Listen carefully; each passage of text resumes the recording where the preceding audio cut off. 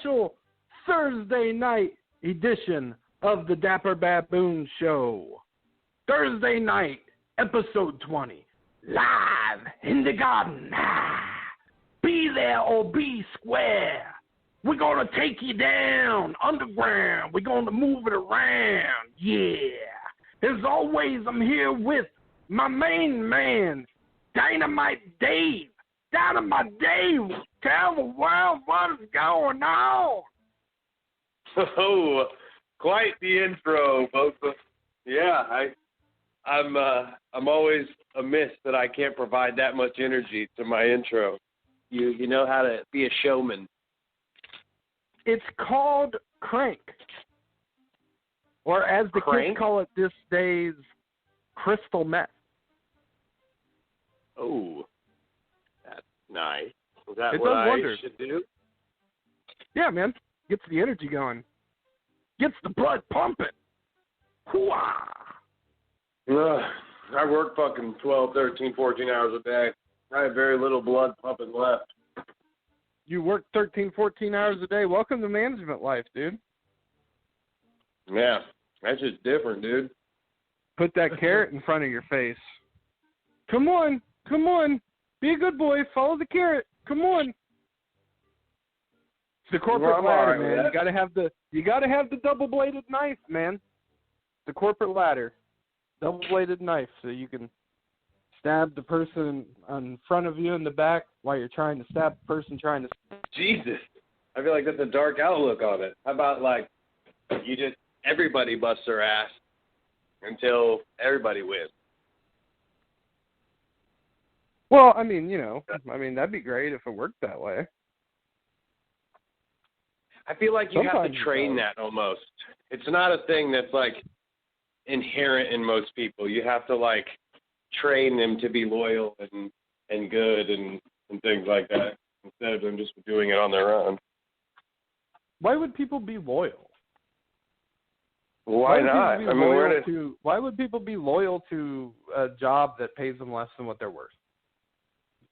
You decide your worth, not the job. Well, no. In my opinion, everybody is paid less than what they're worth. Every single person, regardless. That's because that person doesn't know how much they're worth. Right. Well, I've been thinking about this a lot lately. They don't know how much they're worth. It's not because they don't know how much they're worth. It's just saying that's how much money the market has decided that they're worth.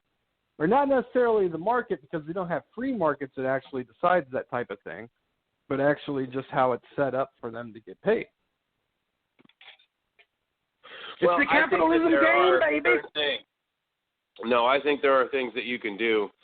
I've been working on stuff lately that, because there is a set value of worth. Just take a basic labor job where you come in and you don't know anything about it. You just have a job. You know the basics of it. You're worth $10 an hour, maybe $10.50. So as you prove your ability to be worth that $10.50. If you want to stay at that worth, then you stay the bare bones. You come in when you're called, you do the job, you don't go above and beyond, you just kind of get it done. You go through your day like a zombie and sort of just wait for it to be over and do what you need to do.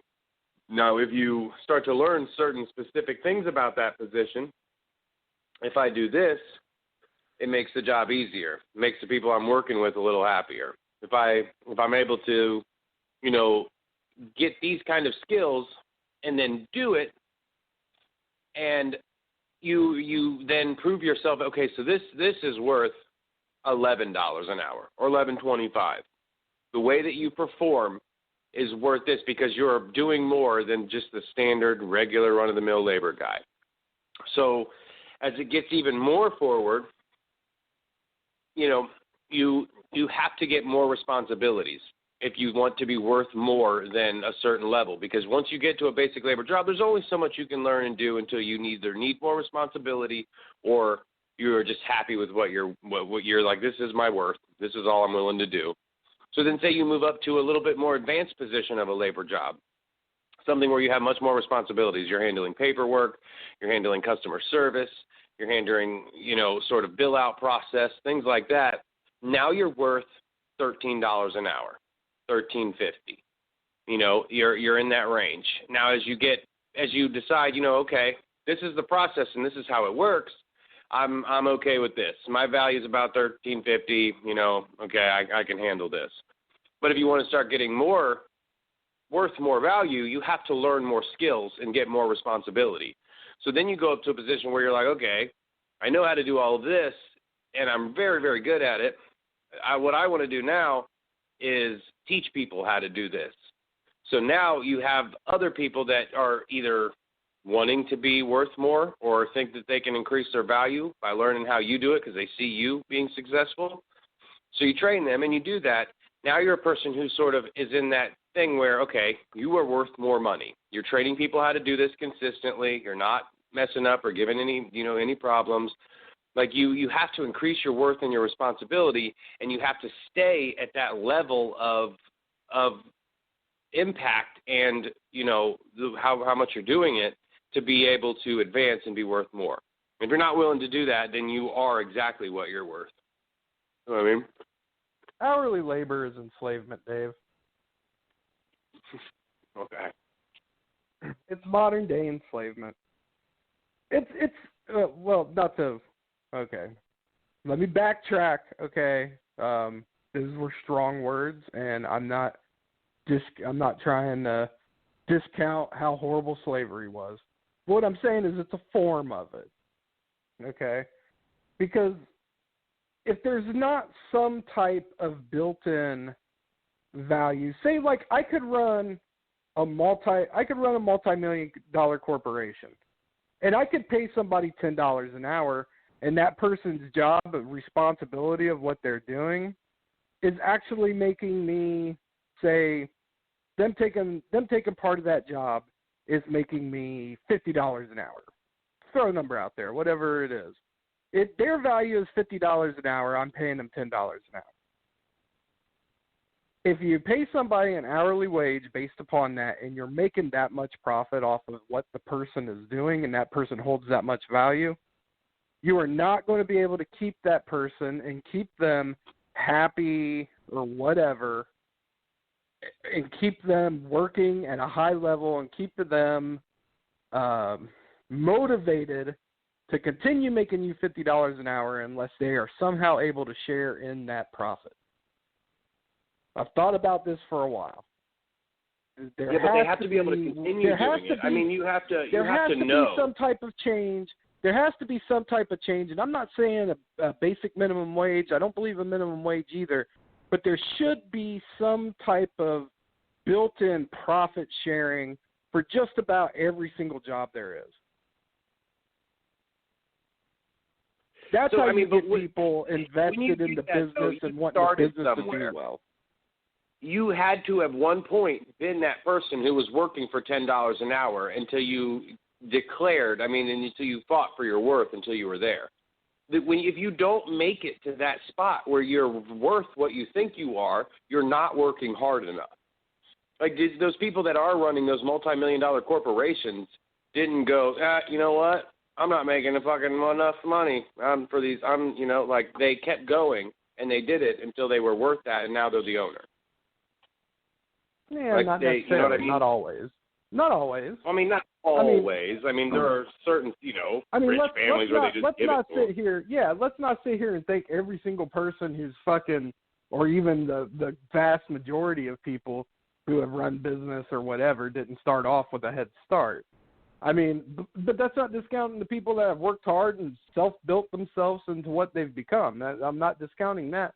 But what I'm saying is even when that person gets to that level and stuff, then now all of a sudden everybody else who's under them is running this rat race where they'll never get to where that person is. And so that's what all I'm saying is I don't, I know you laid out this big theory about, now this person's worth this much, now this person's worth that much. I don't disagree with that. But what I'm saying is that if there's not some type of built-in profit share to where somebody is seeing the fruits of their labor and the fruits of the business doing well, then ultimately that person is going to not be vested in the interest of the business. They're just going to come in and get their $12 an hour, their $13 an hour, whatever they're making. And at the end of the day, there's nothing in it for them. They can always go get another job and get paid about the same. Maybe they take a little bit of a hit, a couple dollars an hour, really. I mean, that's $80 a week. You take taxes out, maybe $60. So that's what I'm proposing. And the good thing is that, like, companies where there's a union, where people have unionized and things like that, the workers have a little bit more power for shit like that. The workers get things like profit sharing, so along those lines, that make it to where that person is more invested. That's all I'm saying. If the person on top is a millionaire and all the people who are working for him are, struggling to get by, there's something wrong with the system. I don't know, because, listen, there needs to be those people, too. There needs to be those people that just want to make their $12.50 and go home, because not everybody can. There's not enough room to do all that. There has to be these people that you cycle in and out, because that's just how it works. And those people that go to those different jobs and slip in between those and do whatever, those aren't people that are going to be millionaires and company runners and business owners and shit. Like, they're just not going to be, because they're fine. I'm not saying going to a different job and making enough money. Yeah, I'm not saying that those people. However, those people have a value. And while there's going to be those people that are not going to necessarily want to move up the ladder, I mean, heck, everybody has their own personal situations. There may be people who are like, look, this is the second job in the household. My job is to basically, I'm just making a little bit of extra money, but I have other responsibilities. My significant other has a good job and makes, the majority of it. There's any wide plethora of birth to that. What I'm saying is that imagine having a full team who is, they get an hourly rate, and that hourly rate could be freaking minimum wage. You could say everybody here makes minimum wage. However, every single person here is going to share in the profit of this business and make it profitable. Imagine how that team will work. Imagine, then how is it ever creating profit, though? If everybody's making a part of the profit, it's not going to profit. Imagine workplace profitability, workplace efficiency at that point. How far would it go down? How would the business not make a profit? I didn't say you divide it evenly between everybody, but I'm saying you make that part of everybody's deal. Everybody's going to share in the profit of this business. Well, and there are systems like that, but it requires you to be more valuable. Like if you have supplies and things that you have to keep track of and things that cost money no matter what. If you figure out the way those things to make it to where you don't have to pay as much money out every 3 months to use these things, then you can share in the profit of that, because that's just more money. The more you take care of the things that help you operate your business, the more money you make and the more bonus you can make by doing that. Like, and it's hard, right, but it takes fucking work. That's what the people who got to where they are, they spent their time figuring out how to make it cheaper and how to make more money, to save more money so you can get more. Like, there has to be more money for you to earn more money. And if you're not figuring out a way to do that, then you can't make more money. Okay. Theoretically, yes. Theoretically, you're right. But let's not sit here and act like there hasn't been plenty of people who've worked for a business, who've busted their ass, who've saved their bosses money by implementing different techniques, different processes, getting way more return on investment that never seen any type of compensation for that whatsoever. Or if they did, the compensation that they seen for it was pennies on the dollar. So that's what I'm saying. That's my point, is that, okay, let's take your example. If you're in charge of the person who's buying and getting supplies and stuff, and you come up with this process, and you're getting rid of waste. You're getting the product in, you're making sure that people are using it efficiently. You're keeping a log of it and stuff. Stuff's not coming up missing. You're on top of it, right? Right. How many places really, honestly and truly, is that person going to see any type of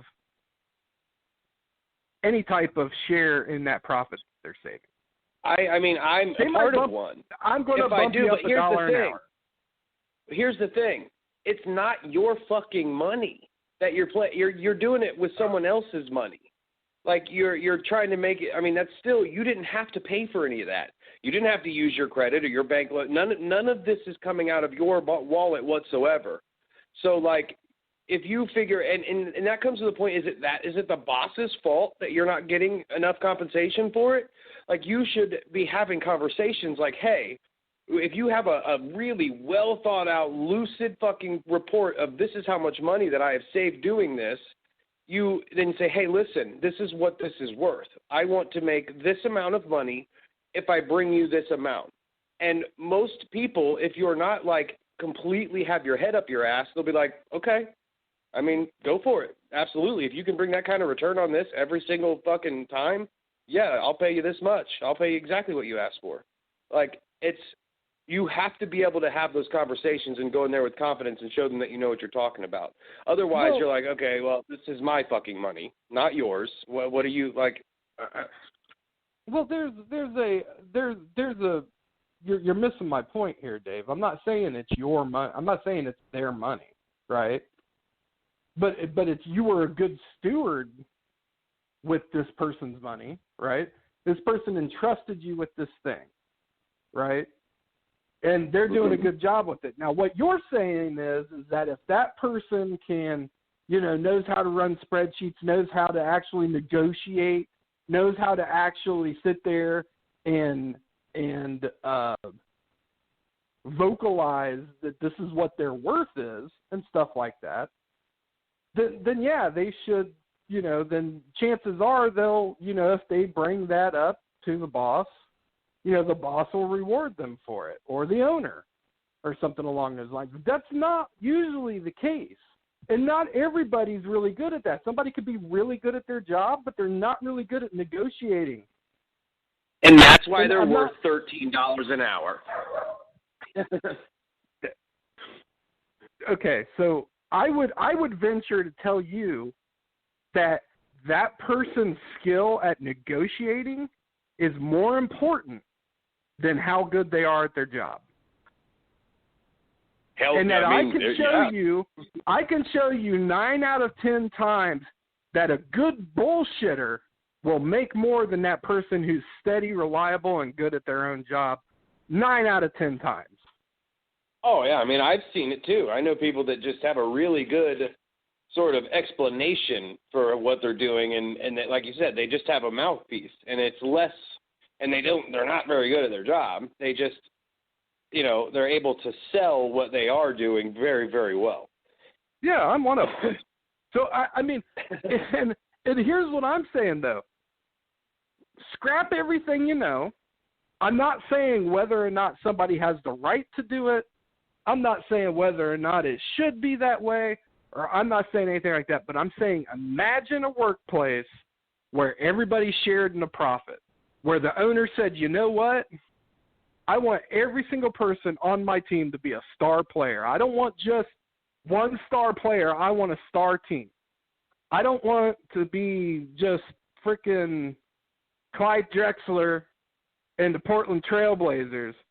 I want to be the Chicago Bulls with Michael Jordan, Scottie Pippen, Dennis Rodman, Tony Kukoc. I want the whole team.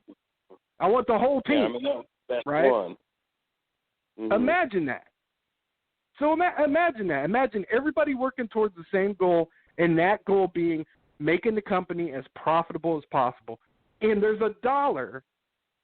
You can quantify every single thing to a dollar. And, of course, that's what Google and Facebook and Apple and whatever, they all do that because it's all big data now.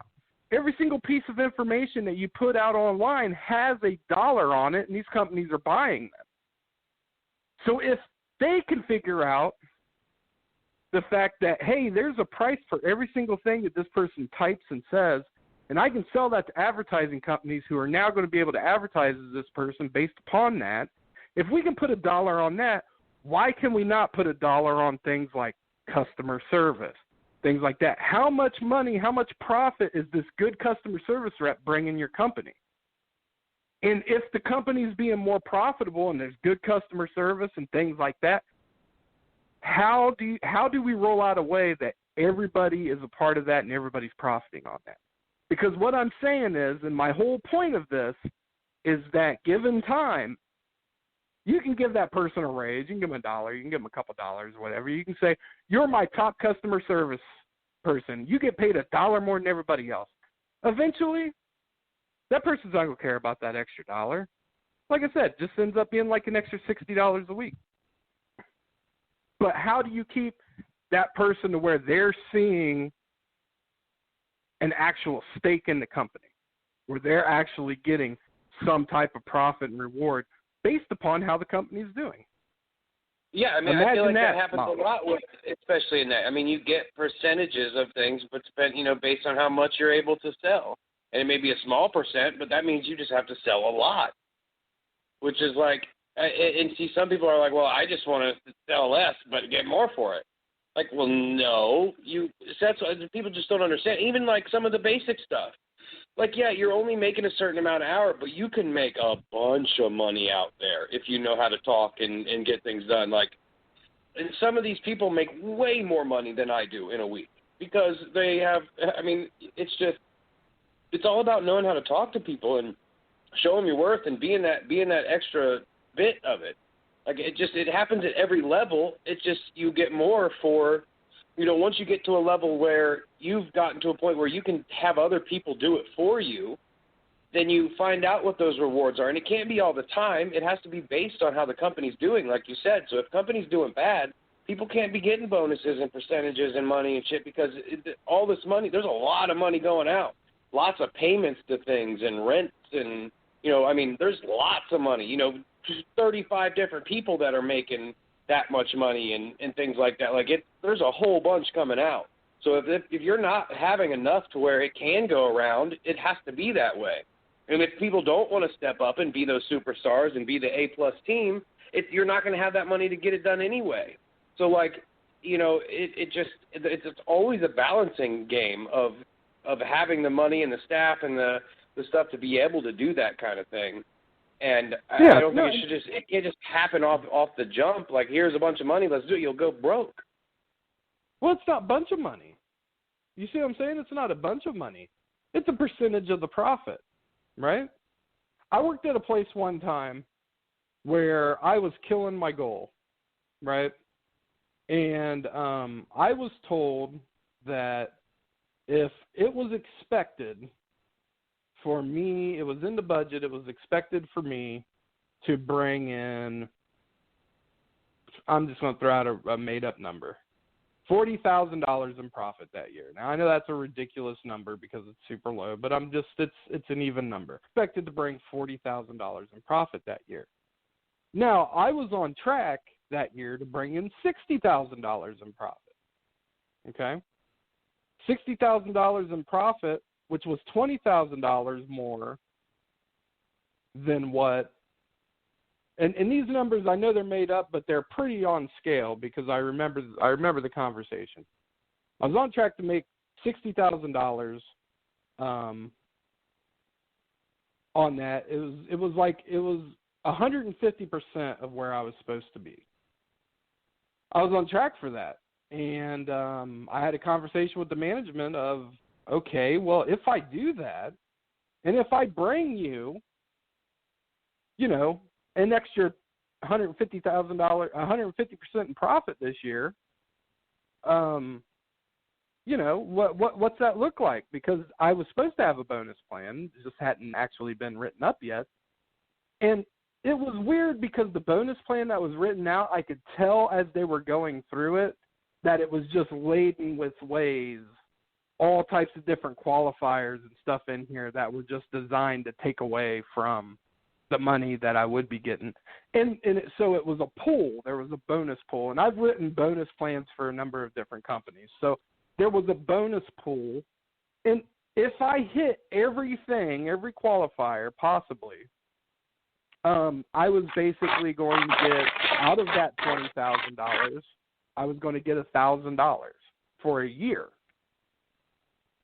So out of doing that and stuff, and I honestly, like, I laughed in their face. I was like, are you serious?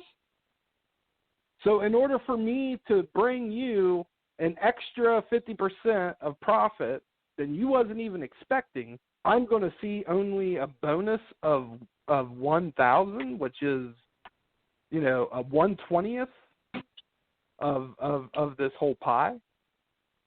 It was a joke.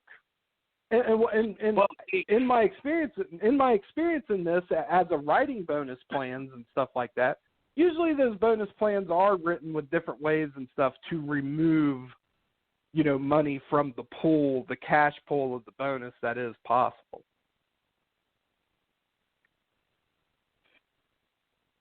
I just think so. I mean, here's the thing. I think, you know, laughing in the face is like, that's not what you do. And I think I'm relating that a little bit to, like, I'm a hot-headed dude. I used to fight all the time. So, like, when I get into a situation where I get real angry and I'm like, nah, I'll just fuck you up, dude. Like, I can't, that's not the way that management reacts. So, like, having to get in those situations now to where you have to think about it, like, no, I'm a manager. I cannot react like this. I have to control this and understand this isn't the way, you know, things need to be done. But, like, so that's where I'm coming, where if you're like, nah, fuck you, like, what are you talking about? Like, I feel like that's the wrong negotiation tactic. Like, so I think you're like, okay, so I get 1,000 of this if I produce this. Huh? Like, not questioning all the things that are wrong with it, but proving that you do it anyway. So, like, if you're going, okay, so this is what I get for this, and if that's the goal, or say you do it even more. You put instead of 60,000, you bring 120 in. You double what they thought. You're like, okay, since I did 120, can I get 2% of that, or fucking instead of the, you know, how about $3,000 now?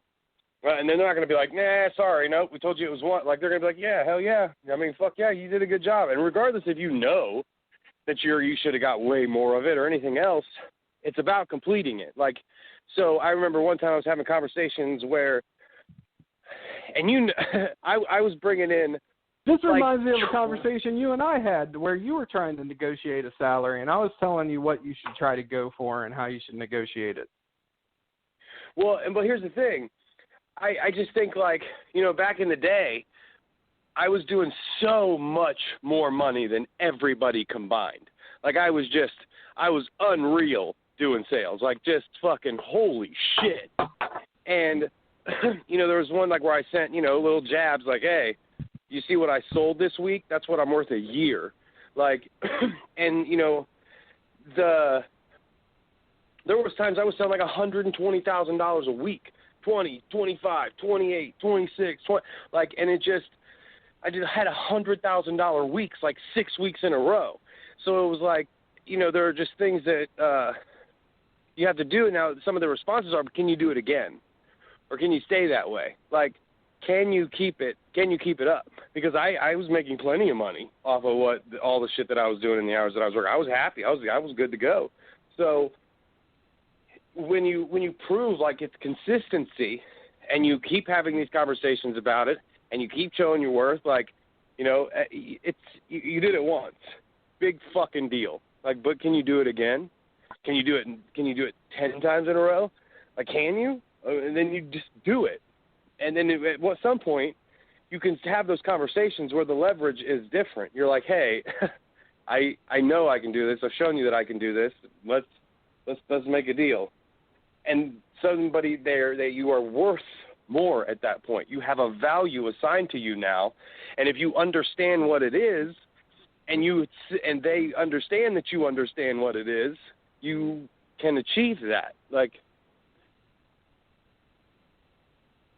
yeah, I mean, Jordan Peterson says some really good advice on that. And if anybody listening don't know who Jordan Peterson is, do yourself a favor and check it out. He's a little bit controversial in some areas, but on this, I think we can all agree. He is a clinical psychologist, and he runs classes and he does therapy sessions for people to teach them how to be more disagreeable. Because there's a lot of people in our society and stuff who are just very agreeable. They don't like conflict, and they don't like to ask for things, and they don't like to rock the boat or whatever.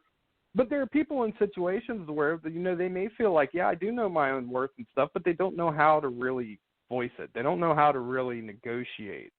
And these are super critical skills, and it goes back to what I was saying earlier, to where you can be the best bullshit artist in the world and not, I was watching that Jeffrey Epstein thing, which was a horrible documentary, but on Netflix, but talking about how, he got hired at these big firms and all this stuff that he should have never gotten hired for just because he knew how to talk a talk. He wasn't even qualified.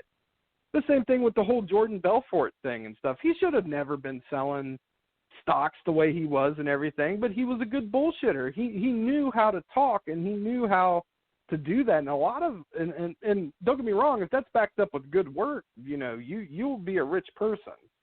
But having these skills, these important skills, to where you know how to go and negotiate, you know how to go say, okay, I've been doing this, and I am worth this much more than what I'm getting paid. Those are all huge, huge skills. But it does bring me back to my whole point, to where if you're running a company and people's pay and stuff is somehow connected to how good the company does profit-wise, then you don't have to worry about that. You don't have to worry about, oh, well, I got to learn how to become a better negotiator. This is a skill that for some reason, I never really picked up this skill.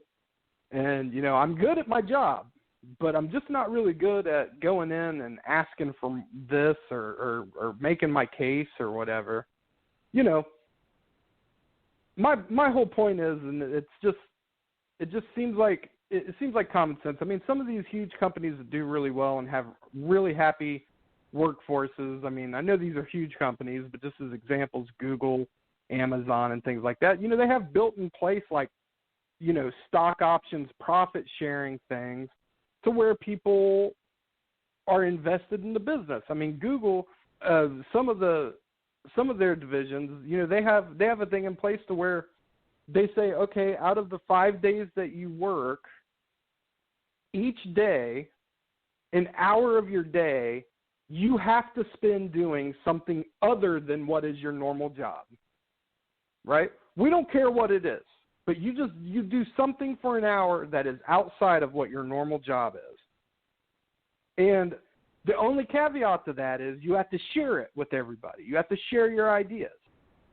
This is how Google has come up with so many great innovations. This is how Google came up with Gmail, just a number of the different things. And not everything that every person makes works. But that's how Google has been able to develop this wide umbrella of all these different products and stuff, has been from people who are working for them, who have been given some type of autonomy to maybe put an hour out of each of their day working on a project that they think's cool. And then they share it with the company, and the company rewards them for that type of thing. Some of these forward-thinking type things. And I get it, not every small business, not every corporation and stuff is a Google or an Amazon. So, I get that. But just ideas like that.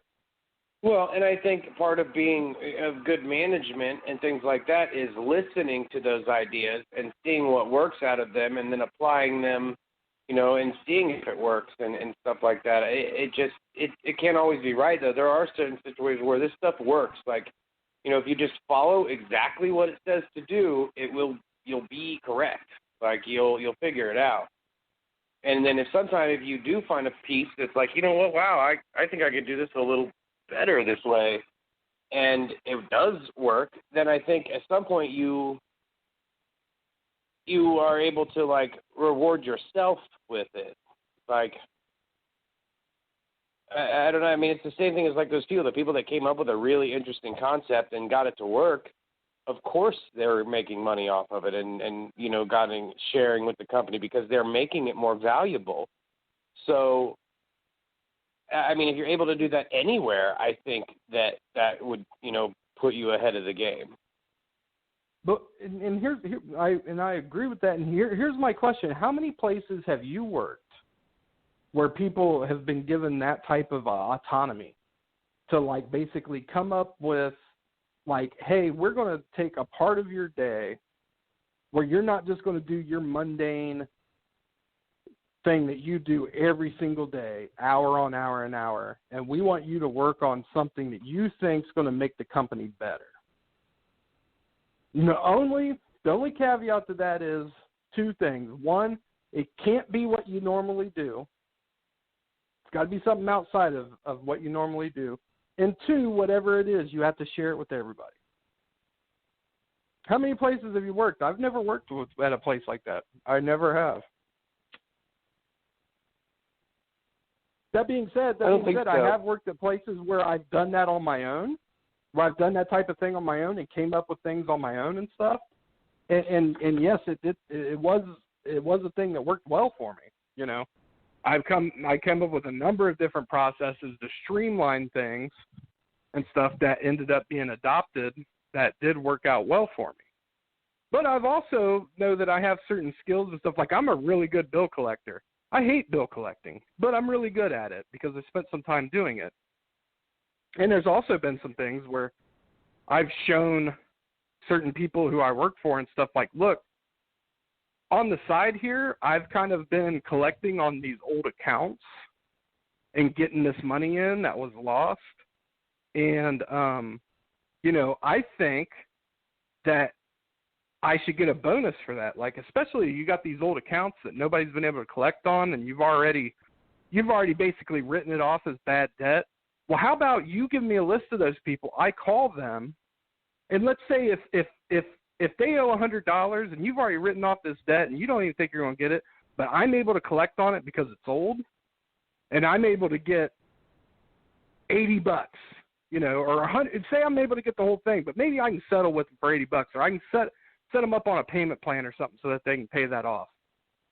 I feel like for every $100 that I collect or whatever, you give me 10. And, like, I had people say no. Like, absolutely not. We'll give you this. And then came up with a big, complicated bonus structure and stuff to where I had to jump through hoops and stuff to where it's like, no, just let me do this and give me 10% of whatever I collect. But, you know, people don't think that. They think that's my money even though it's gone. And so what ends up happening is, well, fine, then I guess I'm just not going to do it because I'm not going to do it for pennies on the dollar. But if you're going to make it worth my time, 10% is quite a bit, dude. So what you understand that 10%, that money that gets collected is still having a percentage taken out of it too, like a large percent. So I mean, if you get down to it, they're not going to make pennies on the dollar. It's still, like I said, that's still their labor and their money that they spent that came out of the shit too. Like it wasn't just, you know, like that's still money they had to spend at one point because they paid the labor on it. I'm talking about money that's gone though. I wouldn't talk that high a percentage. I wouldn't talk about that high a percentage on new business. I would never do that. I'm talking about money that's already been written off in taxes. I'm talking about money that's basically gone, that basically people have already said, this is old, we're never going to get this money. And I'm going to say, okay, well, you're saying this is old, you're never going to get this money, so that money's gone to you, right? You have no investment in that money, right? Let me see it. Let me have it, because I'm good at what I do. But here's my thing. You think that money's already gone. So if I just came up to, if you lost $100 a year ago, right? Dave, you lost $100 a year ago. And then, like, somehow I go and I find that money. And I say, here you go. And I'm good at it. You've lost some money over the years, and I just keep finding this money for you. First of all, in this situation, you would probably think I was the one stealing it. But let's just suspend some disbelief there. Let's just suspend some disbelief there, right? And I said, you know what, Dave? You keep losing this money, and it keeps just being gone, and you're never going to find it. But how about this? You give me 10% of whatever your lost money I give to you. That would be like free money in your pocket. Well, here's the thing. That money was not only already spent, but it was taken out of – the percentage was still taken out of the lower money than they made anyway. So they're actually still down. Like you know, even if you get that money back, you already paid to lose that money. Like, so the person still took their percentage out of it that they were going to get, but you didn't, you still had to pay for that money. So now you're down double it, really. And so you're going to pay it again to get it back, and then you're barely getting anything back. So at that point, you're like, who gives a fuck? Now you're paying, yes, but you're paying. Yeah, okay, so it's already gone, but how much more are you paying if that person didn't go get it back for you? See what I'm saying? I think maybe 2% is enough. Oh, that's not even worth the time and effort. Why? That was money that it was still money that wasn't going to be anything anyway. Like, I mean, it's still 2% of something you didn't fucking have. Like, because it's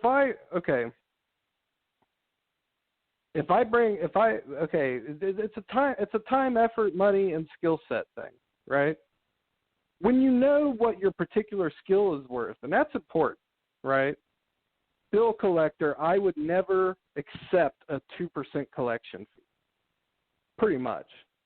So knowing what the industry standards and industry norms are on that is really kind of what it is, because to be honest with you, collecting the money that's that old and stuff is more difficult, right? Unless we're talking about huge accounts, you know. Like, am I going to accept 2% of $100,000? Yes, right? All day, every day.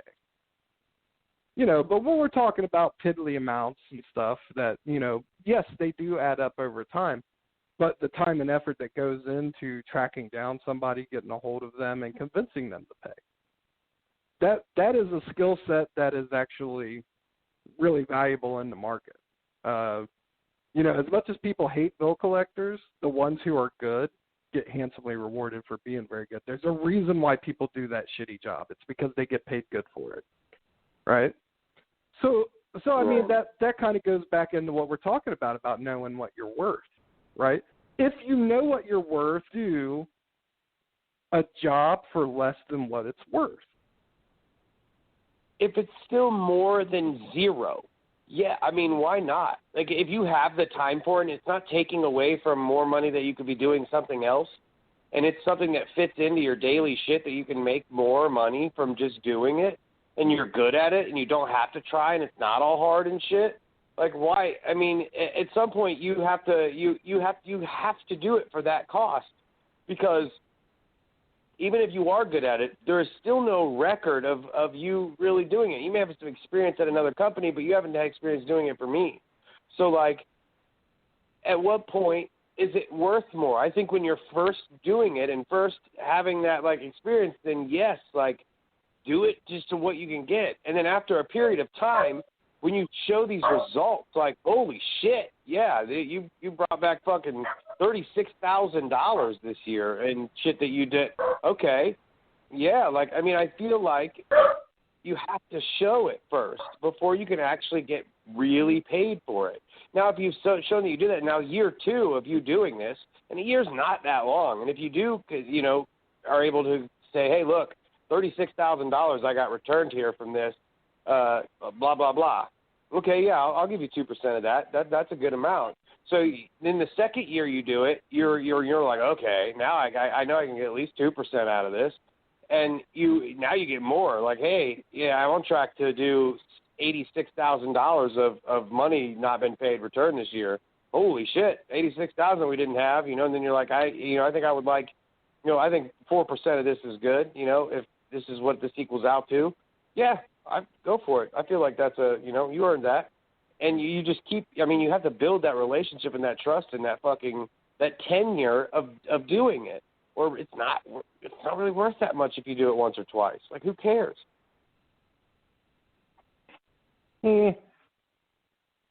I kind of agree with you. But I don't think. And again, I think it kind of depends on how you look at it, and it depends on how you go with it and with there. Like, see, that's the thing, and then that kind of goes with the mindset and the thinking of the actual person who's running the company. But I'm not going to go on that tangent because we actually have a caller. Oh, shit. So caller, calling from the 605. Let's hear what you have to say. 605 area code. You're live on the Dapper Baboon Show. You know what? I'm caller, you got a lot of guys background noise kudos. Yeah, is this better? How's this? Is this better? Yo, that's a lot better. How's it going, man? You know what? I'm going to have to give you guys kudos because you answer the phone extremely quickly, which means you guys are very, very interested in picking up callers. So you always have to take a look at the switchboard, which can be very, very tedious unless you know how to do it right. If you know how to do split screens, then it's not as tedious. But like I said, I have to give you guys kudos. I don't think I was on your show last week, but I wish more people would call in so that we could actually have some debates. Not that we don't have debates without other callers, but your show is a very good show, and I wish other people would know about it. But having said that, what's on the agenda for tonight that I can agitate? So we're talking about work. Yeah, go ahead. Go ahead. Bo might be able to do a good job. I mean, we're just talking about worth. We're talking about value within your industry or company and things that you do and you provide and what that value's worth. And not only like the worth of it, but how long is it worth that amount? You know, if you do reach a certain level of expertise and things where you know your worth and you get it, is at some point do you either move up or do you just stay at what you're worth? Like, how long does it last? Like, what's your value with how good you are in what you do? Well, you know what? It's coincidental. I used to be a former marketing director, so your particular issue in question is something which is very dear to my heart. People have to bring value to a corporation. They have to bring value no matter what. I'm thinking about starting an organization for the Libertarian Party, maybe even the anti-Libertarian Party. And I'm going to tell people before they join my organization, you have to bring value. You have to bring something, ideas. There's only three very good people in any type of organization. The person who comes up with a very good idea, the person who approves the idea and makes the decision to do so, and the third type of person are the managers and technicians who implement that particular idea. So you have to bring value. You have to bring your talents, your ideas, your personality, and whatever it is that you can bring to a department that in terms of the private sector, that can either decrease costs or increase sales or increase the branding of your particular company. If you cannot do that, then the managers who allow you to stay on that company, they should be retrained. And the people in the boardroom, the CEO, etc., they better get their heads out of their asses. Because that's the number one purpose of a corporation is to increase shareholders' worth and to increase sales and to decrease costs. And thirdly, to improve the value, in other words, your unique proposition, your value proposition to the public. So I'm glad you brought that up, even though this is a political show, because it's the first time I've actually, or maybe the second time, I've actually talked about business on Black Talk Radio. So I'm glad you brought it up, Dapper Boys. Yeah. Well, here's my, and I think we would talk about, there's three prongs really to any business, right? You got to have a product that you can sell, right? No matter what it is. You got to have a product you can sell and make a profit off of. you got to be able to market to the customer. You got to be able to get the product out there in front of people to where people know that the product is available. Now sometimes that's real easy to do if it's something that everybody needs. If people are automatically searching for it, then there's automatically a market for it. And that's not always the case, but that makes that easier. And then you have the part of it of what you had said is cost management, right? Your accounts receivable, things like that. How do you bring down the cost of the product? Accounts payables, right, and cash flow. Yeah. You have right. Sorry to interrupt.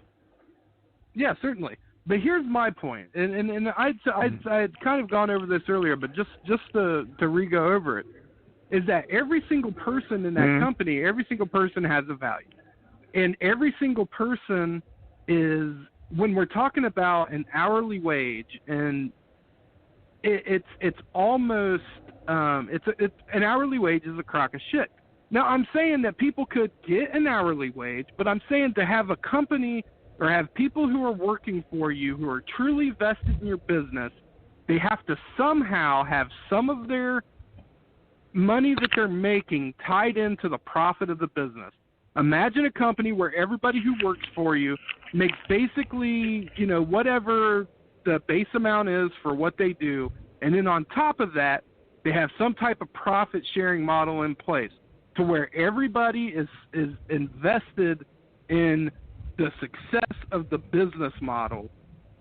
And then what happens is you'll have people will weed themselves out because everybody on the team will be pushing for that, as opposed to people just saying like, oh, okay, this is my 9-to-5 job. I'm just coming in here making $10, $11 an hour. Because when everybody starts a new job, everybody's gung-ho, everybody's excited and stuff. But how do you keep people excited after a year, after 2 years, things like that? It's by people who being invested in the growth of the company. And that usually the only people who end up rising above are the people who want to be like management, or those are usually the only people who end up making more money, are the people who become management, or the people who keep their mouth open so they get fed more and stuff. But there's plenty of people who work for companies who are not very good at negotiating their own worth and things along those lines, who don't end up, they just don't have those skills. But I'm saying you eliminate that if you have some type of profit scale in play. I mean, there's got to be a value that's on every single thing that person does. I mean, Google, Amazon, and all these people, I mean, these companies know the value. I mean, they take the data that you put into your phone, that you put into your computer and stuff, and they sell it to companies who then market to you and stuff like that. They're able to put a value on that. Why can we not, as corporations, as small businesses and things like that, put a value on it to where you can still make money as a company, but everybody who works for you is still making some type of profit?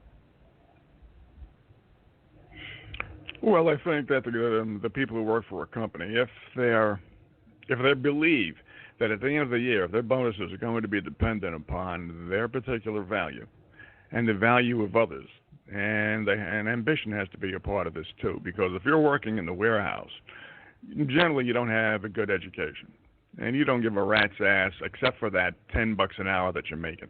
And if somebody says to you, you're going to be part of the shareholders' profit, you're going to be part of the workers' profits. If we make more money, you make more money. And the guy says, all right, so if you make more money, I make maybe an extra $1,000 a year. If you don't make any money, I still make the same amount of money a year. So it could work as long as people have the right attitude. Now, what I think actually affects even the lower-level workers, just as much as mid-level or even the upper level, is how you're treated by your supervisors and your managers, if you're treated fairly, and if they listen to you, how responsive they are to you. Even if you have no good ideas for the corporation, if you believe that you can walk in and your manager really likes you and respects you, as long as you're not a wise ass, and if you are a wise ass, if there are other wise asses, you get treated fairly instead of being threatened to be kicked out on your ass the first time you say something, I think that might mean more for a person willing to work for the company, as opposed to somebody saying, "I'm making $15 an hour. I barely graduated high school. Where the fuck am I going to go from here? I'm lucky I got this piece of shit job. Just let me arrive on time and leave on time, and maybe that'll be it." Now, somehow the managers can make the warehouse workers feel that, look, you're part of the entire company. You are absolutely sharing in whatever profits we have. No bullshit. It's not rhetoric. And that $1,000 actually means that we value your particular participation. That might make a difference. But then, if somebody was saying that to me, I would say, you know what? My value to the company, I think, is pretty valuable. But what about some schmuck in engineering who doesn't know what he's doing, and he produces a product that brings down sales, and I don't get the profits that I deserve because of that particular putz? So what we need is Six Sigma. We need quality monitoring of every aspect of the fucking company. Have you guys ever looked on Amazon and let me ask you guys' opinion then. When you've looked on Amazon, what was your opinion of Amazon?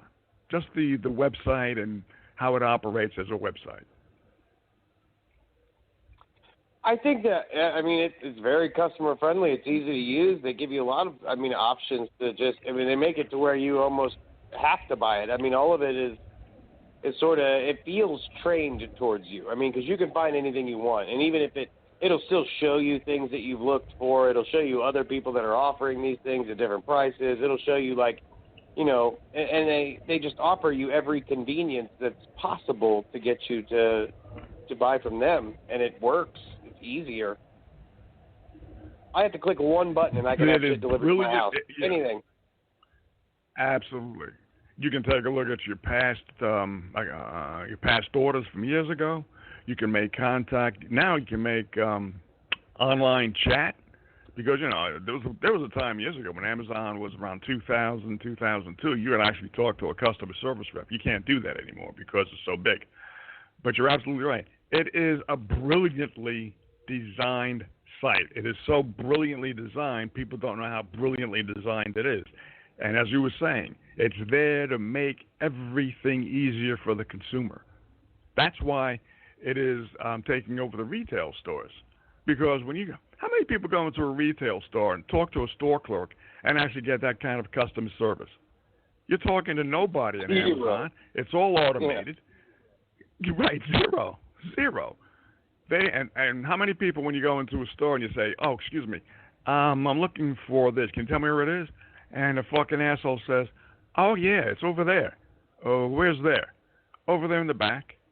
"Back where?" "Up against the wall." "Well, thank you, fuckhead. I could have done that all by myself." Right. But on Amazon, yeah, they have choices. Do you want to look right? As an example, so Walmart even trying to keep up and compete. Walmart has the option for when you purchase something through Walmart, they now have the pickup kiosks. When you walk in the front of the door, and you order it online, it gets delivered to Walmart. Whatever it is, and you go in, you type in your information and stuff, and you get it out of a locker. Well, I can say I've used this quite a few times because sometimes it is more convenient. But I will say 2 out of the maybe 4 or 5 times that I've done this, that kiosk is down. And then I got to wait like a half an hour for somebody to come out of the back. And so, it's like, it's not very friendly.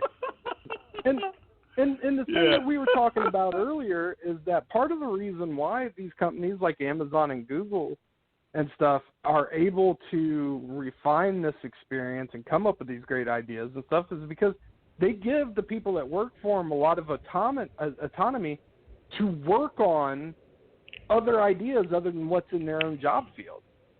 Because every single person here, every single person on this phone, every single person listening out there has worked or works at a job where they're not necessarily doing what they're passionate about, right?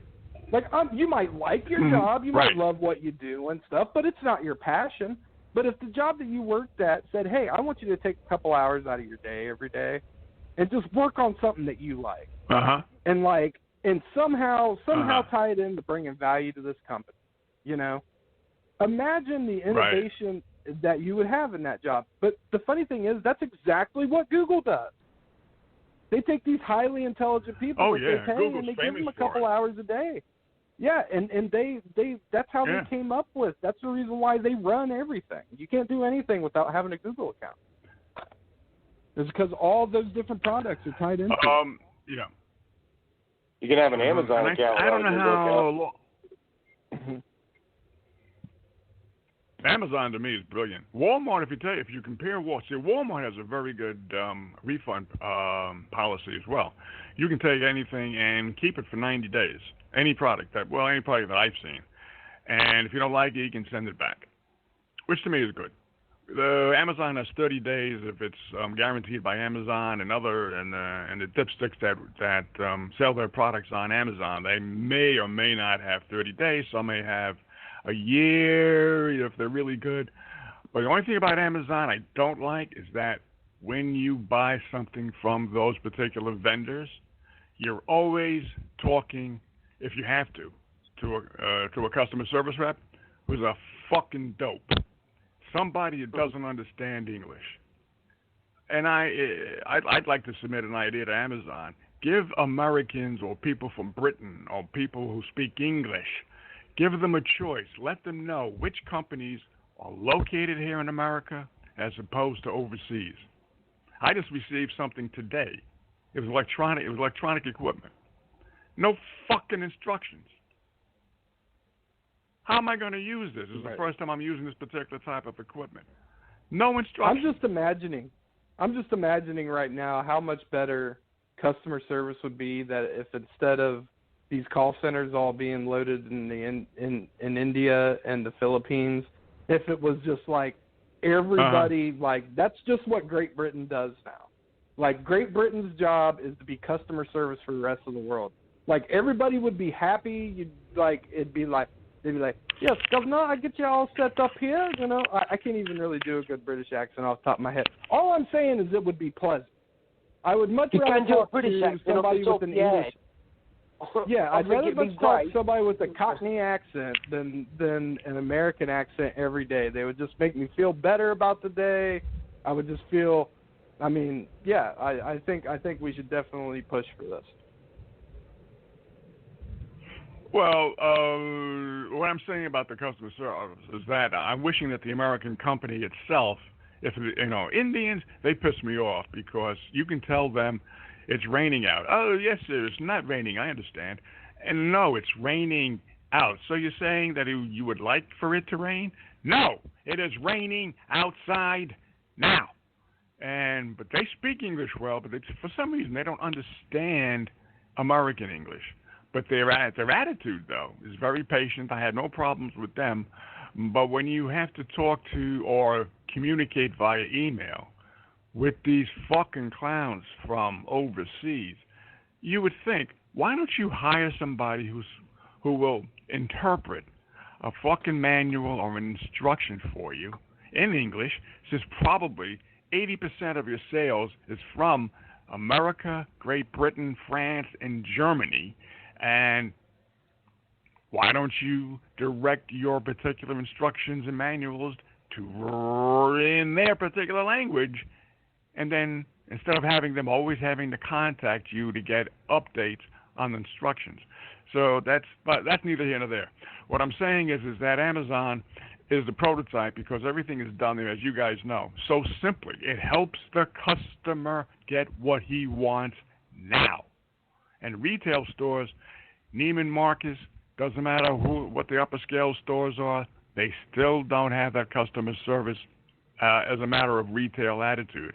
And that's why there have been a lot of bankruptcies the last few years. So people, because it's a good topic you're on, value. What is it that I can bring to the company that brings in customers to make them feel we like this particular company? What can I do?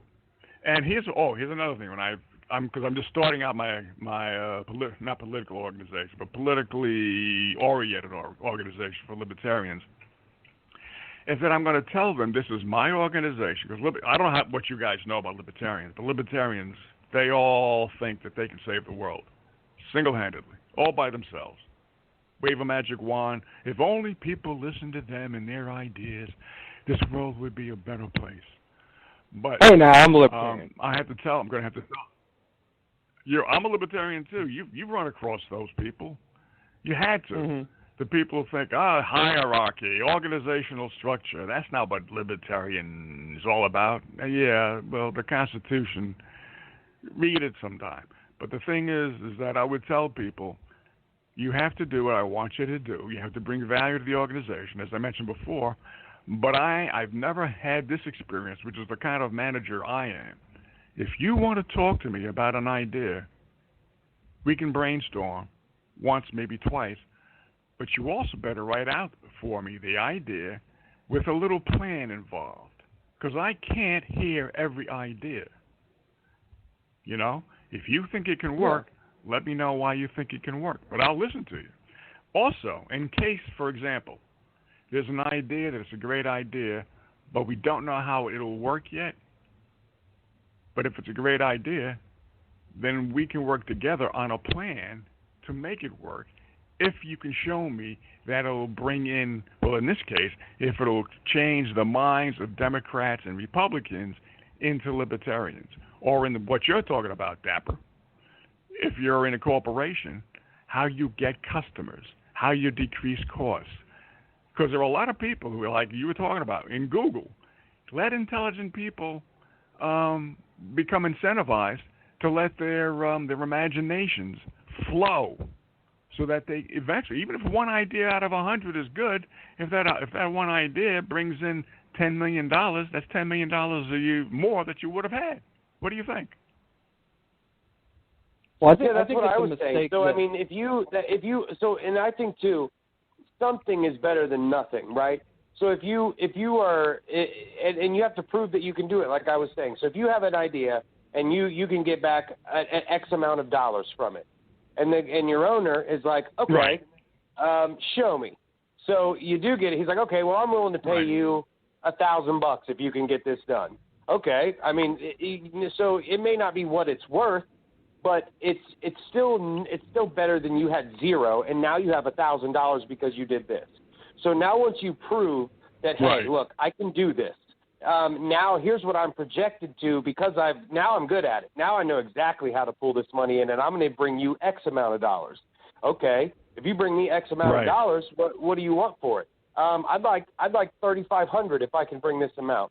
Deal. Show me. You bring that amount, you get $3,500. If not, I'll give you another $1,000. So, like, it's still once you're able to do that and it works and it shows and you've made this money and they came through. Okay, here's your $3,500. You did it.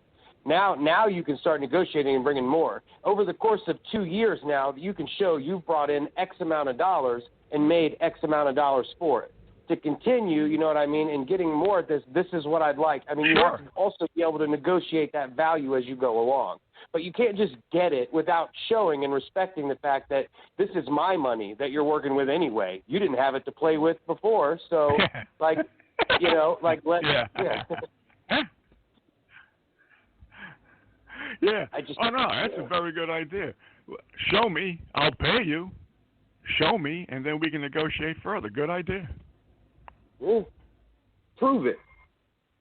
And then if they say, you know, and if it's somebody who's even more hard knocked, you can say, okay, you did it. Can you do it again? Hell yeah, I can do it again. You got money? Like. Mm-hmm. Yeah, well, no. Some people. Still, I get, and some of this has part to do with the conversation we were having before you got on the phone, Joe. But still, I think when there's a return on investment, I do think that companies or people and CEOs and stuff like that idea of like, oh, you did it once, can you do it again? I'm not going to up the money that I give you, the percentage of the money that you're making me until you can prove you can keep doing it. But when you're just making a percentage of the money you're bringing in anyways, you shouldn't have to keep proving that you do it, proving that you do it, proving that you can do it. so that basically he's making more money off of it before he decides to up the percentage of that he's giving you. It's kind of, and this is more of a. Here's my thing: it doesn't matter if you do it once. Who gives a shit if you did it one time? Cool, good, you did it once. I mean, if you don't do it again, then you just wasted my fucking time anyway because you didn't want to do it. So, like, if you're going to do it once, you should be able to do it twice. If you don't do it again, you don't get that money anyways. Right. So why would you not do it again? Well, because you could be a one-shot wonder. Your two arguments could merge together. Because if a person can do it once, doesn't necessarily mean they can do it again, but they should try. And it has also been recommended by business strategists that if a person does want to rise up, in value to a company, that he does what he does for a share of the revenue, because then the risk is on him. Instead of saying to your boss, "Look, give me 1,000, give me 10,000 because I know I can do it. I'm a Harvard graduate. I'm pretty sure I can do it." I would say, hey, everybody, you know how many people graduate from Harvard and don't do shit? I'll tell you what, if you think you can do it, I'll give you $1,000 now, see what you can do.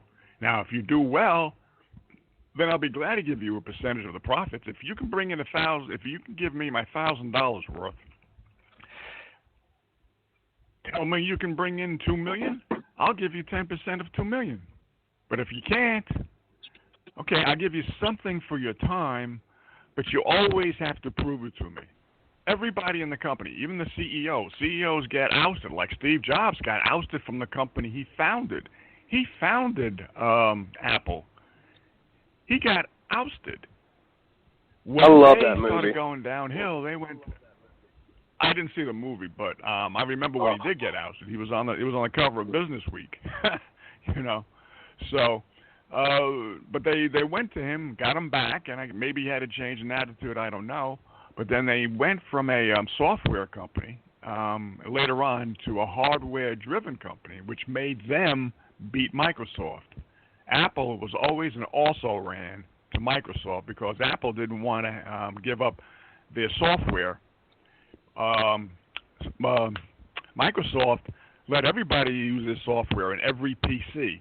Apple only wanted their software to be used on Macs and Apple, and Apple products, and that wasn't their downfall, but it kept them as also rans. But people learn, and the thing now is that, like we were talking about. But see, here's the problem: managers, they don't really incentivize their subordinates to give them. To make them produce their value. You got to come in on time, you got to work, then you leave on time, come back, rinse, wash, rinse, and repeat, But there are people who are janitors, who might be able to actually bring in $1 million or $2 million to a corporation if they feel that they're going to be respected and valued for their suggestions. And I would tell people, like I said, you and I, we can talk. But I don't want to talk about pie in the sky and pipe dreams. If you can show me on an outline, logically, how you may have a plan how it works, we can continue. But if you don't have a plan, don't tell me, well, you know what we got to do? I think we better land on Mars. And I think if we do it in 2 weeks, we'll be ahead of the crowd and we'll be ahead of Tesla. And how do you expect to do that there, Johnny boy? Well, we'll get together with the MIT engineers. And how do you expect to do that? Well, we can call them up. And do you know anybody? No? Are you willing to do it? No? Well, then get the fuck out of my office. Right. Bring value, but don't talk bullshit. To kind of go off of what I was kind of saying earlier, right? I talk about like, okay, prove it, you can do it or whatever, right? I'm talking about if you see an opportunity, that nobody else is doing, right? And let's say, okay, I sell cars. Okay, I'm a car salesman. That is what I do. That is actually what I do. So I make 18%. I remember of the that from a profit couple of weeks ago. Yeah. Right. Yeah. So So I make 18% of the profit of all the cars that I sell, assuming I sell 13. If I sell under 13, I make 15% of the profit still. But there's an incentive for me to sell more cars that's kind of built into it. So I make 18% of the profit of all the cars that I sell, okay? Let's say that I went to the owner of my company and I said, you know what? I noticed that there's these old cars over here that you guys had. They're busted up. Maybe there's something wrong with them or whatever, but you're not selling them. In fact, you're losing money on these cars. I know that I could sell those cars that you're losing money on, right? That's just lost money to you. Uh-huh. But I could sell those cars and get money back for you. Now, here's the thing. Instead of making 18%, there's nobody else who's doing this, right? So that's just money that's gone. But here's the deal. Right. If I sell those cars, I want to make 20% of whatever the profit is on those cars. I want to make 20% instead of my normal 18%. Here's what I'm saying is that if you were a CEO of a company, if you're a business owner or something, and you knew you were already losing that money's gone, right? You already wrote that off on taxes or something like that. Why wouldn't you just say, well, hell yeah. I mean, that's already, shit, I'd rather make 80% back of the money that I lost than just lose all of it. Than none of it. This poor schmuck, 20%. That's what I was saying. We had a here's the situation thing. where What if they already invested? at. Here was my argument. What if they already invested that money to it? They lost the money, and they had to pay money to lose the money. Say whoever that owned that car before, they had it on a loan to them. It said, hey, you pay me, I'll give you this car for $3,500. If you sell it for $4,500, give me 10% of that $3,500 and we call it even, or give me 10% of your profits on it or whatever. And so they never ended up getting paid for it, and they had to pay that 10% for even having the money in the first place or even using it. So when somebody says, hey, I'll get this money back for you, but I want this portion of it. At that point, you're getting so much little back of the money you invested in the first place that, if you're going to get this money back, no, you can't have this much, but I'll give you this much for it. Like, otherwise, I'm making less than half of what I even did to it. So, who fucking don't do it? Okay. To use your argument against you, though, Dave, something's better than nothing. So the corporation's getting something back, right? So what's good for the goose is good for the gander. And that's what I'm saying. So it's not okay for the company or the owner or whatever to just make a little bit off of something. But it's okay for the worker to just make a little tiny piece off of something. That's what I'm saying. He had nothing. He was taking a loss. He wrote that off. I'm getting some of that money back. And the idea behind me getting some of that money back is I'm going to get a bigger portion of that because this is money this is just gone money, right? This is somebody else's money. Now, this is the government's money because you already wrote it off in taxes. Right. Mm-hmm.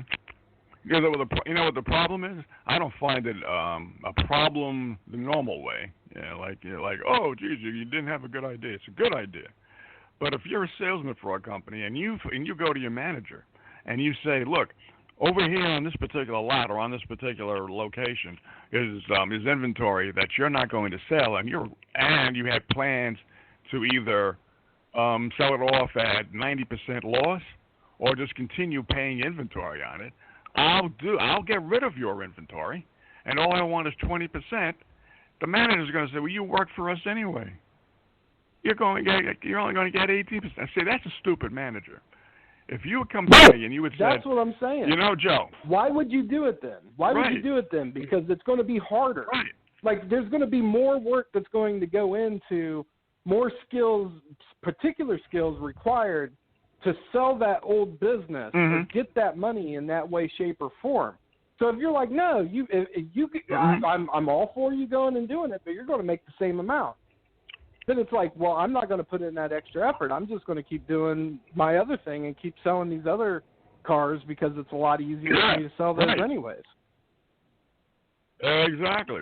So if I were your manager, and if you say I want a 25%, and I'm taking a look at the lot or the property or the warehouse where the inventory is, and I'm saying to myself, that inventory's been there for 2 years. It's costing us $150,000 a year to keep that bullshit in existence. We haven't sold anything yet. We're trying to, can't. And if you can sell, let's say $500,000 of that stuff, I give you 25% of 500,000, or 25% of it, which is $1,250, $125,000. And at the same time, we don't have to pay $175,000 a year in inventory costs, whatever that lot or inventory costs us. It's a win-win. But most managers are so fucking stupid, they don't think of it that way. Because I haven't done it exactly like this, but I have talked to people about offering my particular skills, and they've said yes. And then when they've said yes, when it came time for me to do what we agreed upon, you know what I've heard? You know what, Joe? We just don't do that here. Because they wanted me to perform a particular function, and as a result of that, they didn't lie, but they were trying to get me in, but I wasn't going to do what I thought that I was going to do per our agreement. So this is why I'm saying there are managers who are just too fucking, they're too imbued with tunnel vision and can't see the nose on their face, can't see the forest for the trees. But that's just the way people are. The people in business, 80% of businesses fail by the 5th year. And when you've got all the resources that we have in America, why should there be that many failures? You know? I think it's because people are short-sighted for the same reasons that I'm talking about. Are not focused on those types of things. That being said, like I will give credit where credit's due. The same company that I'm talking about is now run by somebody who has a lot more vision. Even though I don't particularly, I think me and this particular person have not seen eye to eye on a couple of things, and regardless. But that place is definitely now being run by somebody who kind of has a plan and is willing to put people in places to be successful. Whereas I think if it was the same company and I was talking to the same person about that same proposition, I think they would have said go for it, you know. But I think sometimes people are just scared. Like I think when I was proposing it to this person, I think they couldn't see. I think they felt like I was somehow trying to get one over on them. They didn't quite understand. Even though how I explained it, and maybe that's a fault in me and how I presented it. But I think in the back of their head they were like, why would I do that? You know? Right. Well, you know, as a salesman, it's pretty hard to change people's minds. Like I said, I worked my way up to be a marketing director. I was a salesman for years. And a salesman has to develop the skill of presenting the value that they have in such a way that the other people not only understand it, but get kind of excited by it. Sometimes it takes more than just the face-to-face. You have to use, a lot of people use PowerPoint nowadays, but if you use pencil and paper, and you show them, and if the person's mathematically oriented, that's cool, but a lot of people aren't. But let's say you show in black and white on pencil and paper how they can make money, plus you're going to do the work, then they should go for it. But if a salesman normally talks to a prospect, they normally communicate verbally without visual aids other than PowerPoint. And a lot of times it just doesn't hit the heart. So, you know, a lot of salesmen have to be better trained, actually. Yeah, I think so too. I can't stand when someone's like trying to show me they're in a leadership position and they have to try to teach me about something that they're reading off a screen, and they have none of their own thoughts, none of their own passion in it, none of their own sort of like interpretation of the way that they see these rules and the way that they view these like goals and things that they need to learn.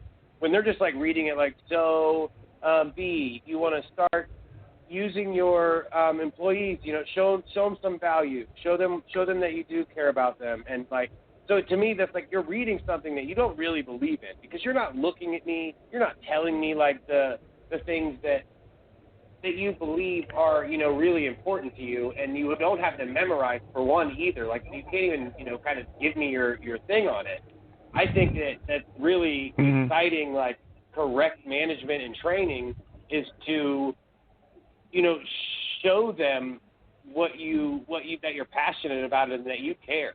Even if it's something like retaining employees or, like ways to improve morale in your thing. Like, if you're just reading off of some list that somebody gave you and you don't care. I mean, you're just like, yeah, this is how you do it. Yeah. I think you just have to have a real unbridled passion for the thing that you do too. Or even if you're a good whatever you're doing, to be able to understand it enough to get other people interested in it. Yeah, I mean, there is that. I mean, like, but that's easily fakeable. I mean, like, there's people who are fucking motivational speakers and, things like that and stuff like that, they're good manipulators. They're good at manipulating people to be motivated, right? I've done it before, and I mean, there's something to be said for that. And I mean, I think that, yeah, Dave, I'll give credit where credit's due. If there's it is sometimes it's a lot easier to where you can tell somebody is passionate about it, and the critical person can tell. The critical person a lot of times can tell when somebody's up there and they may have the masses fooled, but they don't have me fooled. So I mean, I don't want to poo-poo on what you're saying, but I do agree with you. Yeah, when somebody's up there passionate and stuff, but when you look behind the scenes and you realize that, this person's passionate about it, but this person also has something to gain from motivating me to do the thing that they're wanting me to do. And why do you give a fuck if they have something to gain? If it's going to make you a better person and do your shit, who gives a fuck what they get out of it? You're still getting yours. Like, I mean, like I said, you have to beat those people. I'm saying I appreciate more somebody who gives me the information than somebody who gives me some impassioned rah-rah speech. Give me the information that I need in order to do my job and stuff. Tell me why it's important to do what I need to do. But if you give me some impassioned speech and stuff where you're trying to motivate me or some type of morning motivation or something like that, like, I don't need that. I need the information to complete my job and what's expected of me. I don't need to be motivated to do it. You know what motivates me? Money. Right? At the end of the day, some type of monetary reward for what I put in. Yep. Yeah, but you're also saying that if the person has something to gain, if somebody has something to gain from it, that may or may not, make whatever they're preaching legitimate. And I happen to agree with. I happen to heard what Dave was saying when they don't care. If a worker believes that their supervisor, as I was saying before, doesn't necessarily care about them and their family and their kids, all the kids getting ready for graduation. No, do they care about you as a person? Do they respect you as a person? Can they respect your views even if they disagree with you? Can they help you out in the situation? Do you feel that they've got your back? Then I think a person enjoys going to work, even if the work is shit.